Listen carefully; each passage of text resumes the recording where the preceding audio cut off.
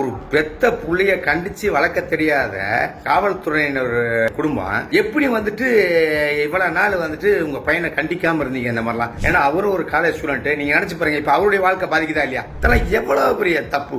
எப்படி இதெல்லாம் அலோவ் பண்றீங்க? எனக்கு புரியவே இல்லை. உங்க வீட்லயும் நிம்மதி இல்லாத, இழந்து போய் அந்த தம்பி கவின் வீட்லயும் நிம்மதி இல்லாத, இதெல்லாம் என்னங்க இதெல்லாம்? இதுல இன்னொரு கொடுமை என்னன்னு கேட்டீங்கன்னா, இப்படி ஒரு சம்பவம் நடந்த உடனே ஆறுதல் கூறணும்ன்ற பேர்ல போறாங்க பாத்தீங்களா தலைவர்கள்.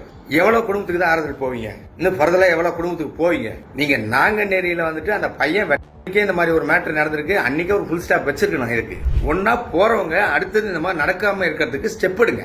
ஓகேங்களா? ஸ்டெப் எடுத்து அதுக்கு ஒரு ஃபுல் ஸ்டாப் வைங்க. ஆறுதல் கூறன்ற பேர்ல போறது சரி, என்னங்க 10 லட்சம், என்னங்க 20 லட்சம், என்னங்க பட் கொடுத்துட்றான். பட் கவினை நீங்க உயிரோட கொண்டாட முடியுமா?